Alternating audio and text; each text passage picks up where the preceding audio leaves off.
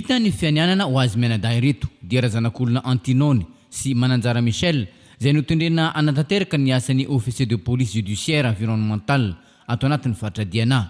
Ijery akaiky ny tsy fanarahan-dalàna mitranga izy reto anao ny fanadiadina amin'izany ary nametraka ny raharaha eo anivon'ny fitsarana raha ilaina mba ahafahana mampiatra ny lalàna manan-kery mikasika ny fiarovana ny tontolo iainana.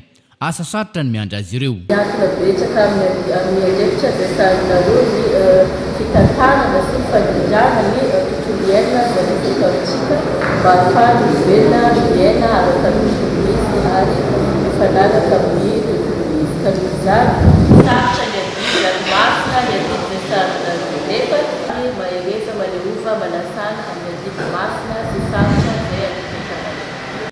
Tsy ho fanenjehana fotsiny nefa no ataon'izy ireo fa ho mpanitsy lalana ihany koa izy reto araka ny nambarany mpampanoa lalàna. Anjaranareo zany tsy vitany hoe mifanfanaka ny lalàna fotsiny amin'ny izinareo fa mba manentana koa zany indrindra reny no mipetraka mifantoka harovana reny mba tsy hariva anao travaux de sensibilisation zany mialohany andeha anasaziana amin'ny dingana lehibe zao tanterahany finampanjakana izao mba tsy hisiany tsy matomanota eo amin'ny fanimbana ny tontolo iainana zay saika tsy vita ny mandora mantsilany fa mamotika ihany koa ny hoavin'ny taranaka faramandimby.